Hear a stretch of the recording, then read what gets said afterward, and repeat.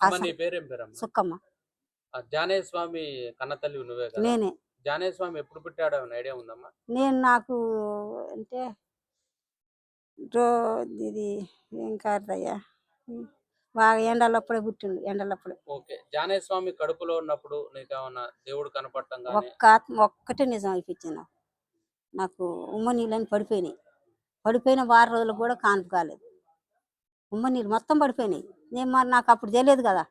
నాకేం అసలు నా ఆత్మ అనిపించలేదుగా. నేను మళ్ళీ బాగానే ఉండేది, మంచిగానే. అదొక్కటే నాకు గుర్తుగా. ఉమ్మ నీళ్ళు మాత్రం ఒక్క చుక్క లేకుండా పడిపోయింది. పడిపోయిన వారం రోజులకు కన్నా కానీ అసలు నాకు మంచిగా తేలికనే మంచిగానే కన్నా నేను కూడా. అమ్మ జానయ్య స్వామి పుట్టినప్పటి నుంచి నార్మల్ గా ఉండేవాడా, లేకపోతే ఏమైనా అద్భుతాలు ఏమైనా చూపించేవాడా? ఒక్క సంవత్సరం చూపించండు, బాగలేదు ఆయనకు.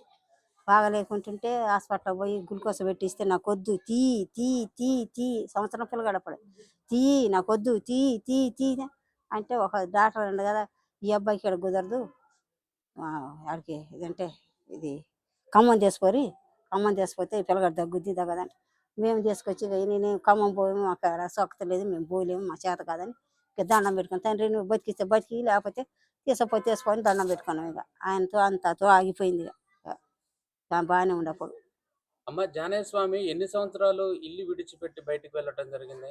12 సంవత్సరాలకు.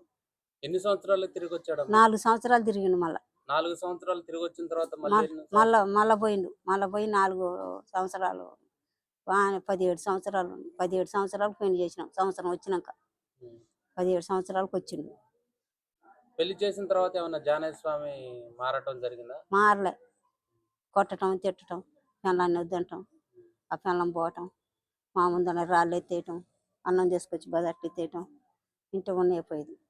అట్నే ఉంటే ఉన్నాడు కానీ బాగానే ఉన్నాడు కానీ అట్నే చేసినా కానీ మాకేం ఎరక ఈ భగవంతుడు అని మాకేమీ తెలుసా? మేము పిచ్చోళ్ళం, మాకేం ఎరక అయ్యా మాకు ఇవన్నీ అప్పుడు ఎరక.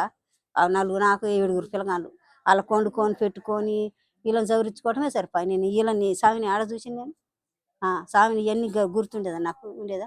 అందరు పిల్లలు నా పిల్లలు అనుకునేది కానీ ఆ సావాసగాల పోరగాలతో ఎవరితోటో ఒకరితో ఇద్దరితోటే మాట్లాడేది. ఆ ఇద్దరు కూడా లేరు ఇప్పుడు. ఇద్దరు కూడా స్వామి కంటే ముందే పోయారు. వాళ్ళిద్దరితోటే మాట్లాడేది.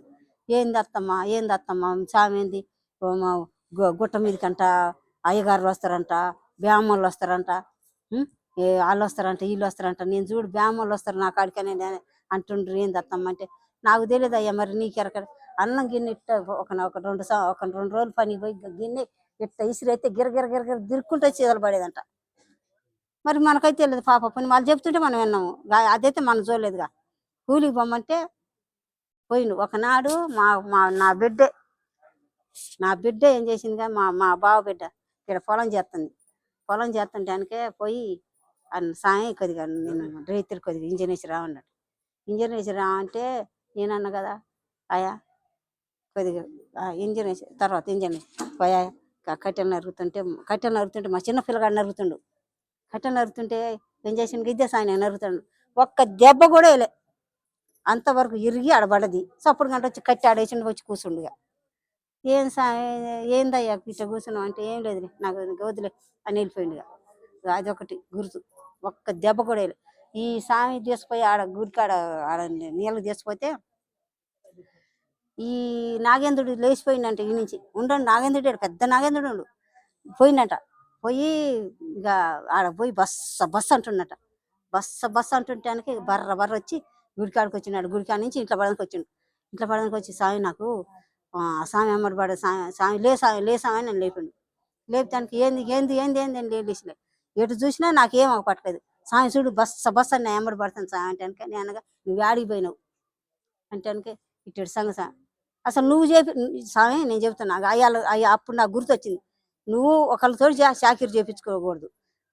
నువ్వు చేసినావు అనుకో, నువ్వు పోయి వాళ్ళకి చేసేది వాళ్ళు నీకు చేయాలి. కానీ ఏం స్వామి అట్లా చేసినావు అంటే ఏమో స్వామి అని కురి చేసి కూర్చోబెట్టి తెల్లవారు అటు కూర్చొని నీకు ఎందుకని మళ్ళీ 3 రోజులు రాలే గుడికాడికి. ఎందుకు పోవట్లేదు నువ్వు? ఆ స్వామి నీ కాడికి వచ్చా, నువ్వెందుకు పోవట్లేదు అని అంటే ఏమో స్వామి తలగా పోదాంపా అని వచ్చినాం. ఇద్దరం వచ్చి నేను ఆ చేను కాడున్నా. ఇక వచ్చింది. ఇక అప్పటి నుంచి ఏనాడన్నా ఎవరికి బాగా లేకున్నా బాగా అయినా మంచిగా చేవరా ఇంతలా గుండ్లు ఇలా గౌన్లో గింత గన్ను తీసుకొని ఆ గుండ్లన్నీ పగలగొట్టిండట.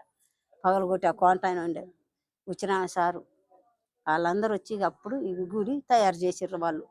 వచ్చిన సార్ ఆయన అనకూడదు పాపం, ఆయనే మూటుకుంది. ఆయన కోంట ఆయన మా ఊళ్ళో కోంట ఆయన. అది అటు చేసిండు. అటు చేసి ఆ భగవంతుడు నేను నిలబెట్టిండు అయ్యా. ఒకళ్ళు సొమ్ము తినలే, ఒకళ్ళు కాడికి పోలే, ఒకళ్ళు అన్యాలంగా నా తెచ్చుకొని తినవనిలే, వాళ్ళు ఇచ్చినే తిన్నాడు ఆ భగవంతుడు. ఇప్పటికి కూడా అంతే కదా, ఇప్పటికి కూడా ఆ తండ్రి వాళ్ళకి బుట్టిస్తుండో భగవంతుడు వాళ్ళకి ఇస్తుండో ఇయ్యట్లేదో ఆ సాయం పోయినా కూడా వీళ్ళు కళ్ళు తండ్రి వాళ్ళకి నాకు నా మన వాళ్ళకు ఇక భగవంతుడు వీళ్ళ మీద పోతుంది ఇంతే. అమ్మా, ఉం. జానయ్య స్వామి చేసిన అద్భుతాలు నువ్వు ఎప్పుడైనా ఈ గుళ్ళో పడుకోవటం అంటే జ్యోతులు కనపడే అంటగా గుళ్ళో, నువ్వు ఎప్పుడైనా ఈ గుళ్ళో రాత్రి సమయంలో వచ్చి చూసావా? నేను ఎన్నడూ రాలేదయ్యా. రాత్రి సమయంలో వచ్చేదాన్ని. నేను ఎన్నడూ రాలేదు రాత్రి సమయంలో, నేను ఎన్నడూ రాలేదు. అప్పుడు అప్పుడు ఫస్ట్ సారి వచ్చినప్పుడు జ్యోతులు కనపడ్డప్పుడు వచ్చినాయిగా. జ్యోతులు చూసావా? గింత జ్యోతులు కనపడేది, ఎట్ట మెరుచుకొని పోయినాయి. కానీ అందరూ బాగా ఇక అది ఇది అన్నారు. భగవంతుడా తండ్రి ఎందుకు ఈ పాసిపోయారు నీకు, వద్దులే తండ్రి అని దండం పెట్టుకున్నాను. ఏంటిది ఏమన్నారు అందరూ? ఏంది ఎవరున్నా మిరుగులు జల్లిరు అది ఇది అని ఏమన్నారంట. అని ఆ స్వామికి ఏదో ఏదో పేపర్కి ఇచ్చారట, మనకు తెలియదు ఆ పాప పోయిన. అయ్యా, ఎప్పుడైనా దేవుడి గురించి నీ ప్రస్తావన నీ దగ్గర తీసుకొచ్చేవాడా జానయ్య స్వామి? దేవుడు ఎట్లాంటిది అట్లాంటిది అని ఏమనకపోయేది కానీ పుట్టలో సందన బండేదంట. మా దురాశ పెళ్లి కాడ పుట్టలు ఉన్నాయి, 12 సంవత్సరాల కాడ ఆడుండు ఆ పుట్టల సందన బండేదంట. 2 పుట్టల సందన. మరి అలా పెద్ద పెద్ద తాసుబాములు ఉన్నాయంట. మరి ఆ భగవంతుడికి ఎరక, నాకు తెలియదు అయ్యా, ఆయనకే ఎరక. ఈ గుట్ట మీద కూడా పండింది. ఈడ ఈయనే ఉయ్యాల కట్టుకొని ఇంత పాకేసుకొని ఈయనే పండింది. అమ్మా, ఇప్పుడు నీ కొడుకుగా పుట్టిండు, వీళ్ళందరూ దేవుడాలుగా పూజించడం మొదలు పెట్టారు. అప్పుడు నీకేమనిపించింది? ఏమనిపిస్తుంది, భగవంతుడు ఉండు అనిపించింది. ఇంకేం చేస్తాం, ఆ భగవంతు ఈయన కాడు. ఈ సాయంకాడికి ఒకనాడు నేను బట్టలు వేసుకొని వస్తే పాకేసుకొని ఉన్నాడు. పాకేసుకొని ఉంటే నేనేం చేసాను కదా, ఈ రోజు ఉతుక్కుంటున్నా గుడ్డలు. నేను పోయి సరే పిండి అన్ని వేస్తాను, బాగా వస్తుంది కదా, పిండి అన్ని వేస్తానని పోయినా. తండ్రి దేవుడా భగవంతుడా, ఆ గుడ్డలు పట్టుకుని ఆస్కారం కూడా లేకుండా అంత కమ్మటి వాసనలు ఏమో దిగ్గులు లేచి కూర్చొని ఇక ఆ గుడ్డలు పట్టుకుంటే గమ వాసనలు ఎట్టొస్తున్నాయో. ఏం చేసింది, ఆ గుడ్డలు తీసుకొని సామి నేను ఉతుకుతా సామి, వద్దు నువ్వు ఉతుకొద్దు సామి అన్నాడు. నేనే ఉతుకుంటా సామి, నువ్వు ఉతుకొద్దు అని తీసుకోండి. ఆ గుడ్డలు ఆడబెట్టిన ఆ గుడ్డలు పట్టుకుని ఆస్కారం కూడా లేకుండా పోయింది అయ్యా నాకు. అంత వాసనలు, ఎంత వాసనలు వచ్చేదో. ఏమో భగవంతుడు నన్ను ఇంతవరకు బానిసలుగా చూసిండు. జానయ్య స్వామి చనిపోయిన తర్వాత నీకు ఎప్పుడైనా కల్లో ఏమలే, నేను ఊబిది అయిపోయినా స్వామి, నువ్వు ఏడొక అన్నాడు. ఇది ఒక్కటే, నేను ఊబిది అయిపోయినా నువ్వు ఏడొకగా అన్నాడు. ఊబిది అయిందిగా స్వామి, మొత్తం ఊబిది అయిపోయాడు. మరి జానయ్య స్వామి సృష్టించిన విభూతిని మీరు ఎప్పుడైనా పట్టుకున్నారా, పుట్టాలుగా పెట్టుకున్నారా? నేను పెట్టుకోలేదయ్యా. ఎందుకని? నేను అన్నారు కదా, నేను చెబుతున్నా, ఒక పెద్ద మనిషి అన్నది కదా, దేవుడు వచ్చిండు కన్న తల్లి చూడకూడదు, చూస్తే వెళ్ళిపోతాడట అన్నది. ఇక అదే సైమాన్ ఇప్పటిదానికి కూడా ఆ దేవుడి కాడికి నేను ఆ పుట్టకాడికి పోలే. వెళ్ళిపోతాడంట, కన్న తల్లి కన్న తల్లి వస్తే చూస్తే వెళ్ళిపోద్దంట, కన్న తల్లి పోయి చూడకూడదు అన్నాడు. అదే పట్టుకున్నామ్మా. ఇక ఇంతవరకు నేను అక్కడికి పోను. జానయ్య స్వామి ఏమన్నా చదువుకున్నాడమ్మా? లేదు, ఒక్క శాస్త్రం కూడా చదువుకోలేదు. మరి పెద్ద పెద్ద గ్రంథాలు రాశాడు కదా. మరి ఆ భగవంతుడికి ఎరక, నాకేం ఎరక కొడక చెప్పు. ఆయనకు మరి ఎక్కడెక్కడ మరి ఎంత రాసిండో మరి. జానయ్య స్వామి వారు మన తెలుగు భాష మాట్లాడతాడు, మన వాళ్ళు అందరూ. ఏదైనా మనకు అర్థం కాని భాష మాట్లాడంగా నువ్వు విన్నావా? మనకు అర్థం కాని భాష నాకు వినలేదు, నేనేం లేదు. ఇంకా బుచ్చిరామ సార్కు వాళ్ళకి అందరికి ఎరక, నాకు తెలియదు, నాకైతే తెలియదు ఆ భాష మాట్లాడేది. మరి మీ జానయ్య స్వామికి పెళ్లి చేశారు, చేసినాం. ఆ తర్వాత ఎట్లా జరిగింది మీ జానయ్య స్వామి జీవితం? ఏమంటే కొన్ని రోజులు స్వామి ఏలుకోకుండా మేళగంట వదిలేసి 5 సంవత్సరాలు ఏరుకోకుండా వాళ్ళు వచ్చి అందరు వచ్చి ఈడాకులు ఏమని ఈడాకులు ఏదంటే ఇక చాలా సేపటికి అందరు వచ్చి గుళ్ళో దేవుడికి పెద్ద పెద్ద వాళ్ళకే ఉంది, నువ్వు పెళ్లి చేసుకోవుని ఆమె చేయొద్దు, ఇక అట్లా చేస్తావా ఇట్లా చేస్తావని ఆ నీళ్ళు అంటే పోయి తీసుకొచ్చుకోండి. చేసుకొచ్చుకొని ఆ భగవంతుడు అట్లా ఆ ఇద్దరిని కన్నాడు ఆ భగవంతుడు వెళ్ళిపోయింది. అమ్మ జానయ్య స్వామి చనిపోయే ముందు నీకు ఏమైనా చెప్పాడా నేను వెళ్ళిపోతున్నానమ్మా అని ఆ చెప్పిండు ఎప్పుడు చెప్పాడు ఏ విధంగా చెప్పాడమ్మా ఇట్నే ఈ సాంగ్ ఏ సాంగ్ ఉంటుంది? భాస్కర్ ఇగో ఈ సాంగ్ ఇగో రాసా ఈ సాంగ్ ఒక్కడే ఈ సా అడు కూర్చోరు నాకు ఆయన చెప్పిన మాట అడు కూర్చోరు. ఒకనాడు వచ్చిండు వచ్చి ఇట్నే కూర్చుంటే అన్నాడుగా స్వామి నువ్వు ఏమో కానీ నువ్వు సోమవారం శుక్రవారం నువ్వు మా స్వామి నెంబర్ పెట్టుకొని గుడికాడికి పోవాలన్నాడు కదా సాయం ఆ ఒక్క మాట అన్నాడు. నువ్వు పోవాలి సాయం గుడికాడికి పోవాలి నువ్వేమన్నా చేయగాని వాళ్ళిద్దరు సాయం తీసుకొని నువ్వు గుడికాడికి పోవాలి మా అబ్బాయిని ఆ ఒక్క మాట చెప్పిండు ఈ సాయం ముందల నాకు ఇంకేం చెప్పాలి ఈ సాయం ముందల ఈ సాయం ఉండు అలా ఈ సాయం కూడా వచ్చిండు. అమ్మా మరి అన్ని పెద్ద పెద్ద గుళ్ళేని ఈ గుడి ఇంకా చిన్న గుడే ఉండటానికి కారణం ఏంటి? ఏమో నాకు తెలియదు కొడుక అంగదే మీ గుడి కట్టడానికి గానీ ఇక్కడ అందరూ ఊరోళ్ళందరూ సపోర్ట్ చేశారా మీకు? అంతా మంచి లేదు. ఎందుకు కారణం ఏంటి? ఏమో మాకు తెలియదు కానీ పెద్ద పెద్దోళ్ళు చేశారు. అదే తల్లి ఇప్పుడు పెద్ద భగవంతుడు దత్తావతారంగా దిగొచ్చాడు సాక్షాత్ భగవంతుడు అనేకమైన మహిమలు చూపించాడు.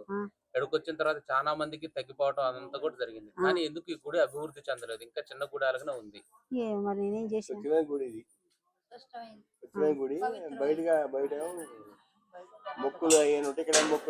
ఏం మొక్కులు లేవుగా నీకేం తెలియదు? నాకేం తెలియదు అయ్యా నాకు ఏం తెలియదు. కొడుకున దేవుడు పుట్టినని కూడా నీకు తెలియదు?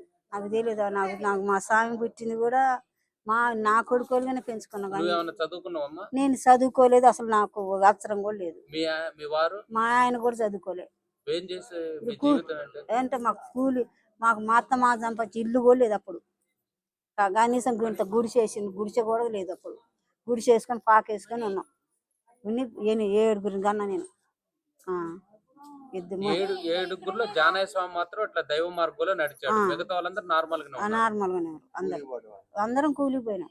నేను కళ్ళాలు కోసి నేను బతికించుకున్నాను నా పిల్లలు. అయ్యా నేనేం కష్టం చేసే బతికించుకున్నాను. మా ఆయన కూడా పని చేయకపోయింది.